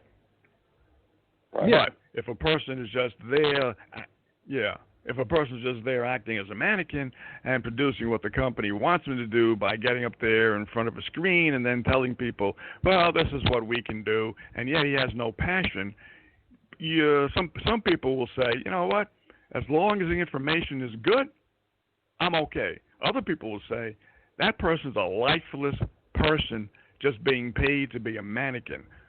What's behind the curtain, really? What I would do, I would take a look at the information. Does the information make sense to me? And do I feel that even if this person, who may not be my supervisor, but let's say he is my supervisor, but outside of presenting whatever he's presenting, and during the normal course of work, is he somebody that I believe that if I went to him as a worker, will he listen to me and make the necessary corrections that I think should be made? Or will he treat me fairly even if I'm wrong? Or does he make me feel that I am a member of a team? Because I've worked for companies in which once the office felt, it was in sales, once the office felt that the person who came in didn't give a fuck about us, no word was said. No plans were put into motion. Everybody just went on a slowdown. Nobody worked quite as hard. Nobody worked as hard to get sales. And everybody was looking for a different job. And nothing was planned. It was just that this motherfucker's taking over. He acts like he's Napoleon.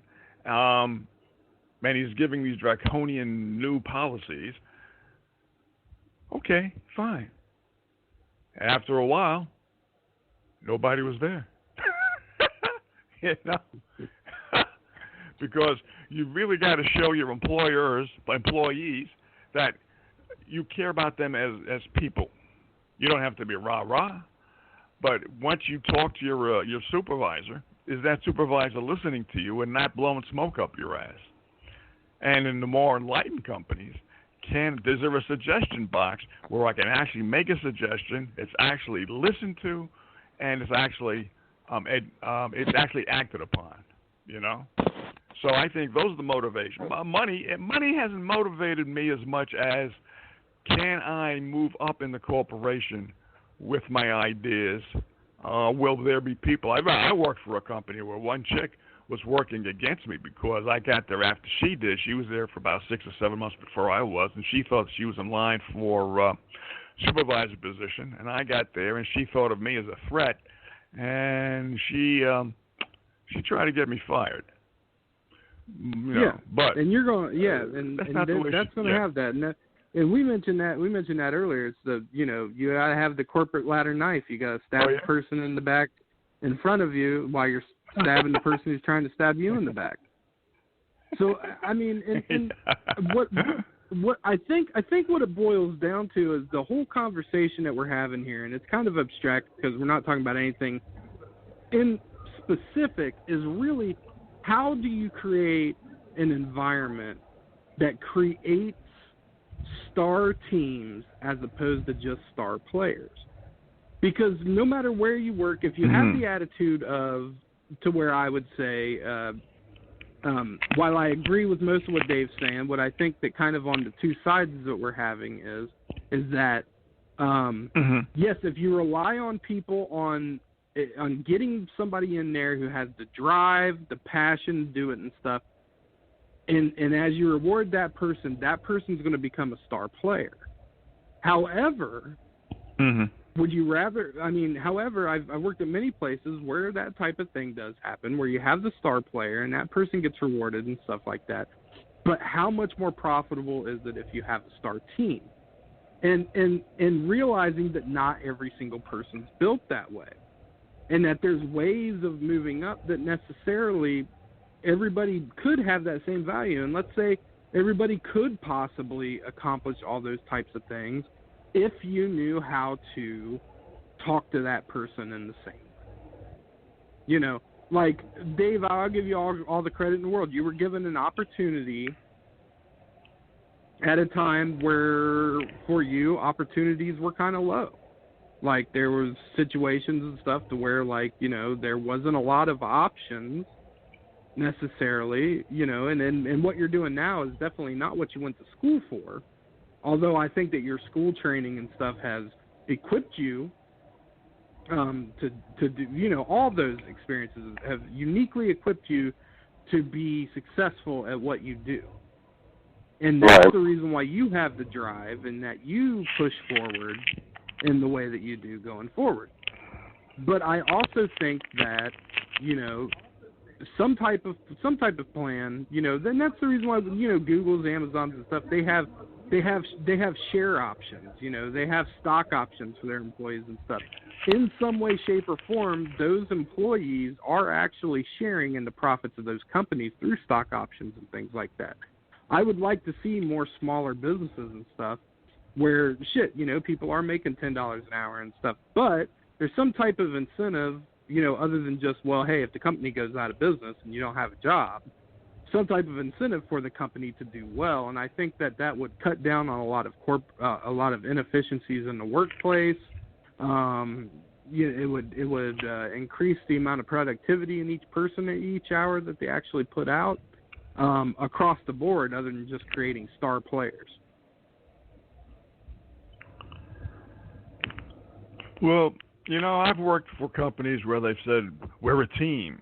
My definition of a team is that I can't carry the ball over make a touchdown and carry it over the plane unless somebody blocks for me. In other words, that person, I have to rely upon somebody to make my money. Now, when I've been in sales offices, I haven't had to rely on anybody. Well, that's not true. I had to rely on the assholes who were giving out the leads. But outside of that, the people sitting next to me who were making sales calls, I didn't have to rely on them, and they didn't have to rely on me. And if I became a star player and they didn't, that's because I invested my time, my energy into doing so. And if they became star players and I didn't, same thing.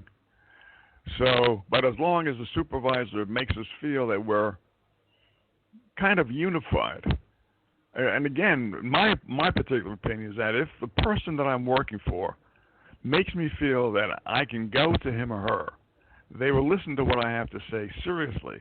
And if what I have to say will be useful, it will be taken up and discussed at, let's say, the next meeting in order to find out if it truly has as much value as I hope it does. But I don't want to work for somebody who says, I'll listen to you anytime you want, but then after I leave, they've forgotten all about what I said. They were nice, they were sincerely listening, but if they don't take it up the ladder, they're all, then it's a tree that falls in the forest and nobody's around. Right. Yeah, I mean, I think at some point you, yeah. I don't know. That just made me think at some point. Yeah, when you get to a certain point when you are doing all these things and you'll become a star player, that it starts to behoove you to train more. Like there was a saying, if there's one, there should be two. So I mean, if you're the only one who can do it, then it becomes less valuable. Because then you need it to be you. Like if you can make more of you, as long as you have one, you have two. So you guys can work together and do it. And that person, if they have, as long as they've created one, then they should have two. Like I think it depends. At some point, you need to start managing and creating those people as well than just doing the job yourself. That makes sense? Yeah, if you mean delegation, I'm not quite understanding. I think you're saying if you have one star, then the supervisor and the kind of environment that he's creating should create another star. That depends upon the talents as well. I think if you have 5 people who are salesmen, I believe that all 5 people, if they feel they are welcomed into the corporation, if they like sales, and if they believe in the supervisor treating them well, I think they can probably go as far as their talents will let them, and their talents may increase. But if you have 1 or 2 outstanding people, and the other 3 try but just don't, then that's their talent. That's their threshold of talent, and that's just the way it is.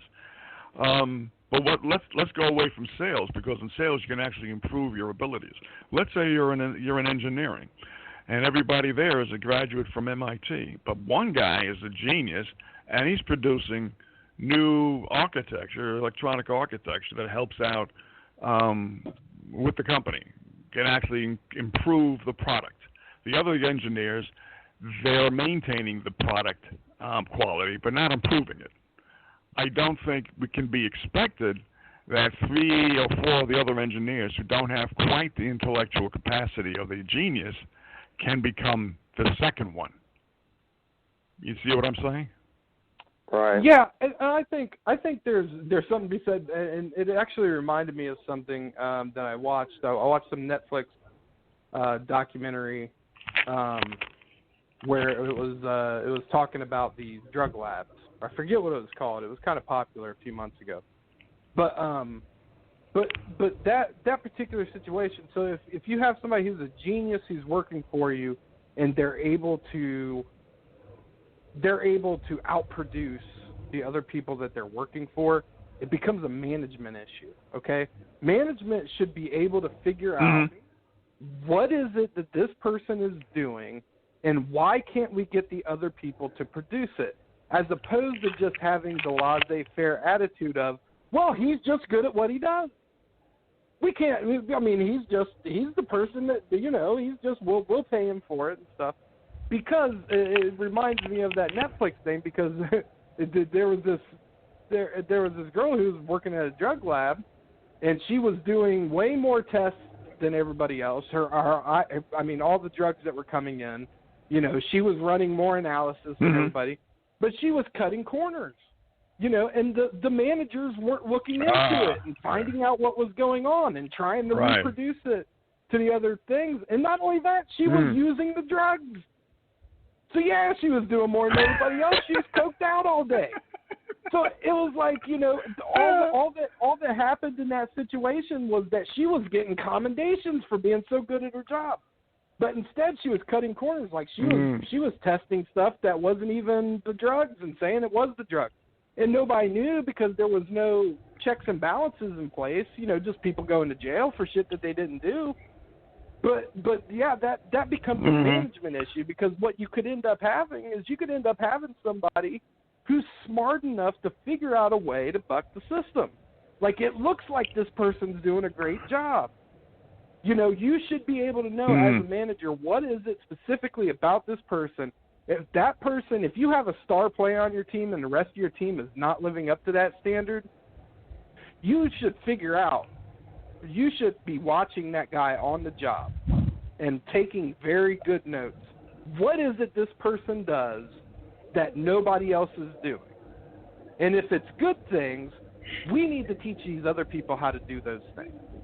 And if it's like, and if you notice that, like, when you notice that you go watch that guy on a job, he's unable to produce the same results, then obviously there's something wrong. He's doing something when you're not around, and cheating the system somehow, you know. I happen to agree with you totally. If all departments should be monitored to make sure, and I think all departments should have quotas, not even sales departments, but all departments. How do you know a department is efficient if you don't know exactly what they're producing, how much they produce? What are the metrics? And also, what you're bringing up specifically, if a guy or girl is actually outscoring more, as it were, more than everybody else. How's he doing? Is he more coordinated? Is he better organized? Does he have?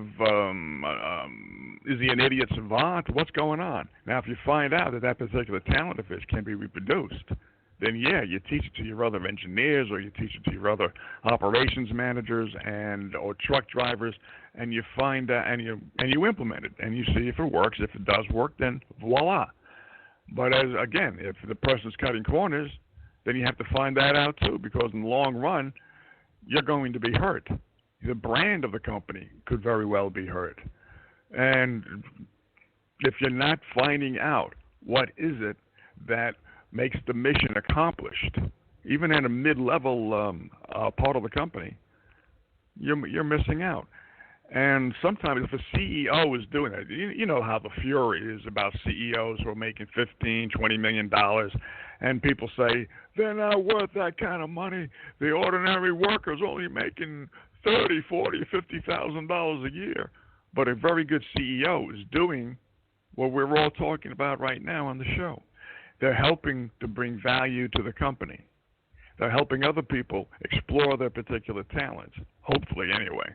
They're bringing in more than the $45 million that they're being paid. If they can increase sales from $200 million to $250 million, they're well worth $45 million.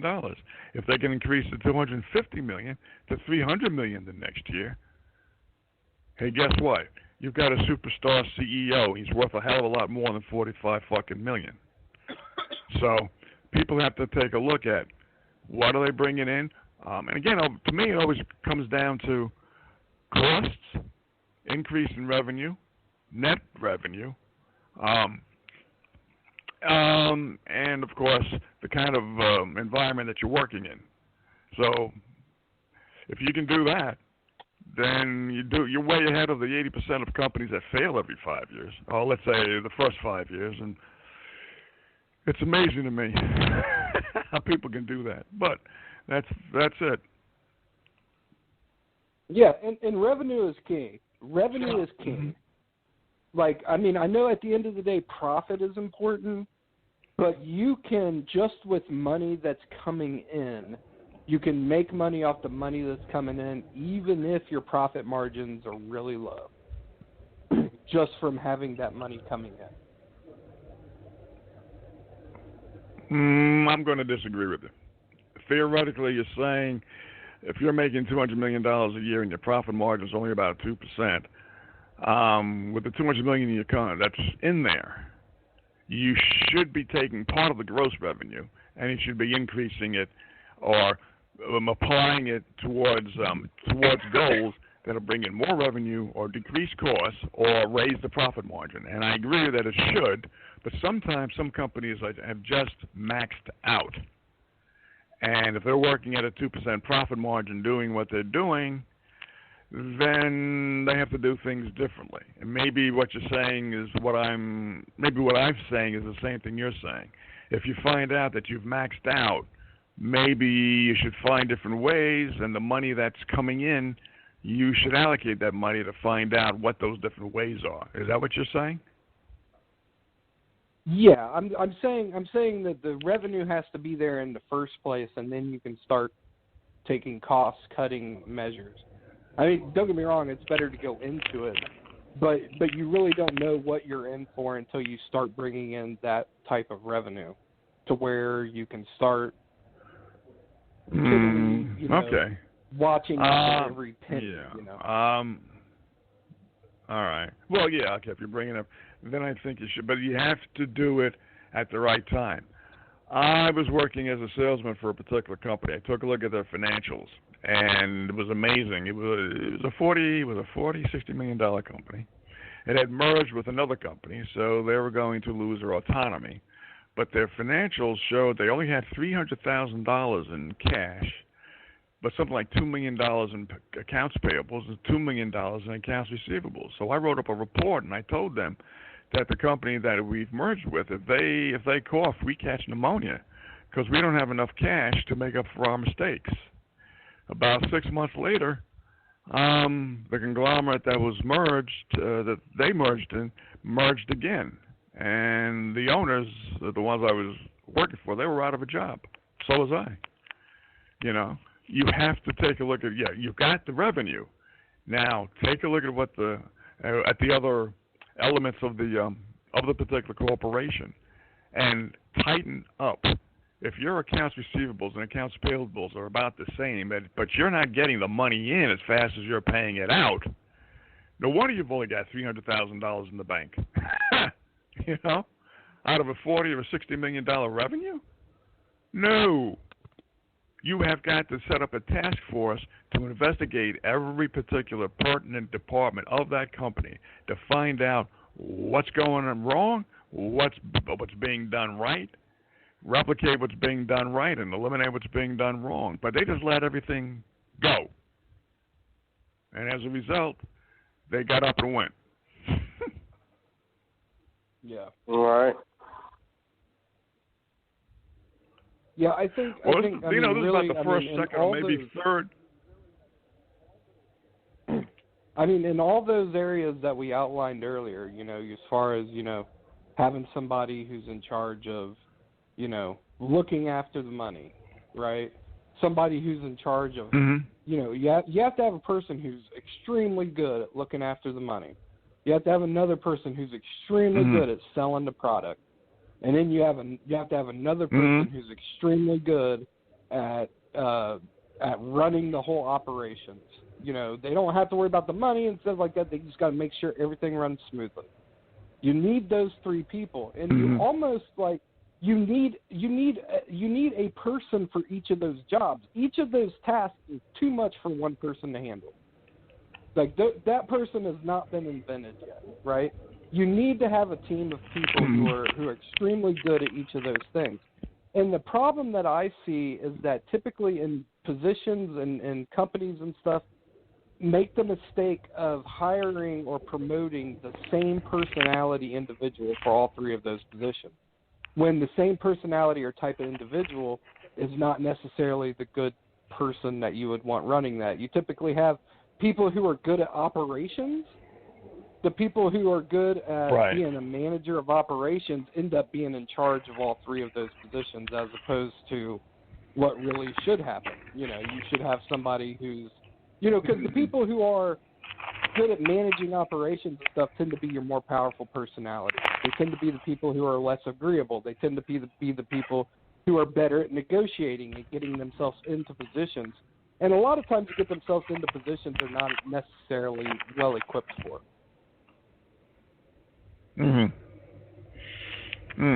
Well, I happen to agree that if a person, let's say the CEO should delegate authority to people who are especially good at particular functions. The engineering, the operations, the sales, the branding, transportation, all of these are interrelated. And all of them need to have somebody whose passion and talent could be especially suited for the job. That way, it'll take away from the CEO having to have his thumb in all areas of the pie. I personally would delegate authority like that. I don't want to have to travel to Louisiana to check up on operations, and then maybe we have centers in Idaho. Then go over to Idaho to find out how the sales center is over there.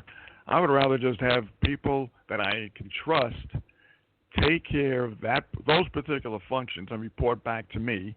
And I would have, like I was talking about before, I would have quotas for every department. If the engineering has been around for a few years, has it developed any new products? Are they on the verge of developing new products? Can we learn from our competition what particular products might be good for the public? Can we integrate the engineering with sales so that sales will know and talk to future prospects about what's coming down the pike? So those ideas have to be integrated, and a good CEO would have to learn how to do that properly and delegate authority. I don't know if they do, because I'm not privy to the inner workings of the top Fortune 500 companies, but I would hope that they would be like that. Especially when you take a look at the profit margins of like Apple, Bezos, and the other top 100 of the top 500. They're making tremendous profit margins, and to me, that's the name of the game, along with cash flow. Do you know that until I think about 2 years ago, technically Amazon never made a profit? It reinvested its money into the operation. And then I think only in the past 2 years can you technically see the profit on their financial statements. But it's I have to give Bezos all the credit in the world. When he first started, I remember when he was 5 years into the lifetime of his business. It was back in 2000, and his thing was to sell books online. And I'm thinking to myself, are you fucking nuts? You're going to try to compete with Barnes and Noble, and not on a brick and mortar basis, but you're going to try to do it online. Don't you know, you idiot, that people like to thumb through their books? They like to read chapters first, and you expect them to wait for a fucking book? Well, the first 5 or 6 years, he wasn't doing that well. And then he turned the corner, and then, bang, he started rising in sales and profit margins and everything, because he found out he wasn't just a bookseller anymore. He had great customer service, and he was a delivery organization. He could deliver products on time. He could give the customers what they wanted in terms of customer service. immediate reactions to what they needed. I think when he discovered that, or if somebody discovered it for him, I think Amazon came to maturation and developed into the behemoth it is now. So I'm so impressed with him. But maybe he had this idea. A lot of these great companies, if you ask me, they started out with something that when I heard about them, I was like, so. I mean, even Google. Google was like, I mean, it was like it was this great search engine that was going to do all these things, and I was like, I've used web crawler, I've used net crawler. There was search. Yeah, there were search engines. There were search engines before Google. I'm like, why is this going to be such a big deal? And of course, nobody even has heard of Lycos anymore, hardly. So I mean, like even the same thing with Facebook. When I first created a Facebook account, I'm like, well, what is all this about and stuff? And I was like, this is stupid. This isn't even as good as MySpace, But I think all of these, eventually, like when you first see it and you first use it, and you don't really see what the value is and stuff. And as these companies continue to innovate and have that entrepreneurial spirit to actually grow something from an idea into a product that actually people are going to use on a daily basis, it's really surprising. I all three of those, like I said, Amazon, like you mentioned, Amazon with the book selling, Google being a search engine, and heck, let's even throw Chipotle out there, man.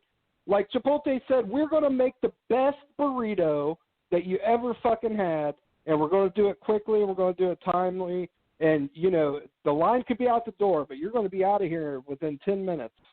And we're just going to sell freaking burritos. And you're like, the first time somebody tells you about it, I was like, well, so what? Back in the day when Chipotle first came around. So what? Who cares? Like, I can get a burrito anywhere. But eventually you realize the power that a company has when they do one thing, but they do that one thing exceptionally better than anybody else does. Hello, you muted me. I did not mute you. I think it looks like you dropped and you called back. Yeah, I did. Into the phone calls, you bastard. You should have messaged my me phone because I wasn't on my phone. Well, I think that Joe dropped off in the middle of me making a statement, and at the end of it, I said something, and then I was like, nobody's there. It's all right. It's almost over with anyways. So, yeah, Dave, what did you think about today's show? I enjoyed it. What about you? I liked it a lot. Talked about something we don't normally talk about. Oh, value and I want to say that a lot of stuff you said that I kind of disagreed with. I don't necessarily disagree with in principle. I agree with you on a lot of things, but I kind of just want to kind of play devil's advocate just to kind of peel the onion back a little bit and kind of maybe see another way of looking at things. So you're saying I'm awesome and stuff? No, you suck. I think you think I'm awesome. No. I've never seen somebody get more ahead in life from sucking so many cocks. I think that you wish there was a cologne bottle spray of my testicle sweat and that you could use it every morning. That I can either not confirm or confirm that is true. But, do you want me to ship you a bottle? Give me a bottle of the testicle sweat.